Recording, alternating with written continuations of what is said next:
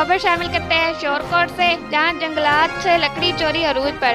महकमा जंगलात का अमला लकड़ी चोरों के साथ मिला हुआ है। हमारे नुमाइंदे शाहिद अजीज चिट्टी की रिपोर्ट के मुताबिक महकमा जंगलात शोरकोट में आए रोज लकड़ी चोरी और जंगलात में आग लग जाना मामूल बन चुका है, जिसमें महकमा जंगलात का ब्लॉक ऑफिसर मकबूल हुसैन व दीगर मुलव्विस हैं।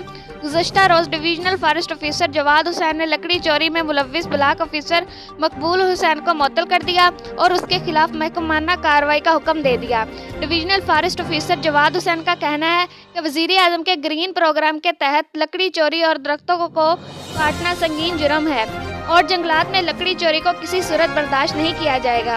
अहले इलाका ने वज़ीर आला पंजाब से करप्ट मुलाजमीन को नौकरी से बर्खास्त करने का मुतालबा किया है।